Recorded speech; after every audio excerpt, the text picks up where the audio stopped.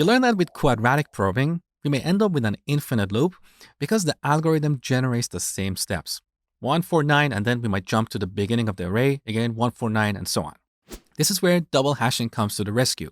With this algorithm, instead of I or I squared, we use a separate independent hash function to calculate the number of steps. Here's a popular second hash function. This prime we have here should be a prime number smaller than the size of our table. Now, where does this come from? Honestly, I don't know, but experts have figured out that this formula works well. Here's how we can calculate the index using the double hashing algorithm. Don't panic, it's actually easier than what you think. So just like before, we start with an initial hash value. Now we need to calculate the steps. Previously, we used I in linear probing or I squared in quadratic probing. Now we're using I times the second hash value. That's the only difference. Finally, we should apply the modulus operator to reduce the result. Now let's see this in action. So we have a hash table with 5 empty slots.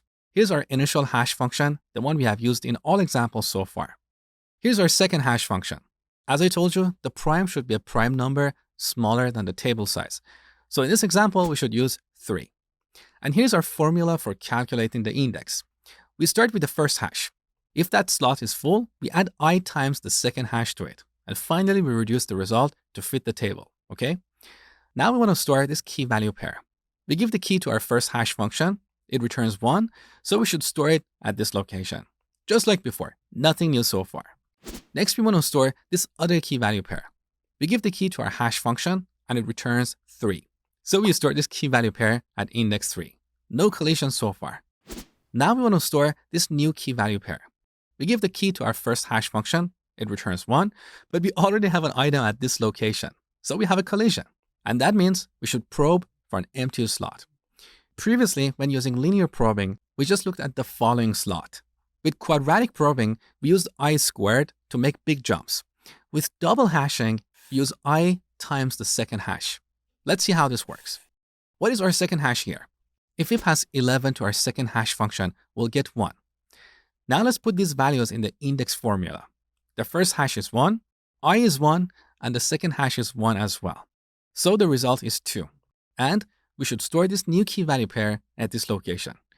Now, what if the slot was full? Then we increment I until we find a new empty location. This is how double hashing works. Now, in this particular example, again, we have a cluster, but this is because we are working with a very small array. For a larger array, you will see that these key value pairs will be spread out. They won't be next to each other. Now let's review all these probing algorithms. As you can see, in all these algorithms, we start with an initial hash value and then add a number of steps to find an empty slot. In linear probing, we use I. In quadratic probing, we use I squared.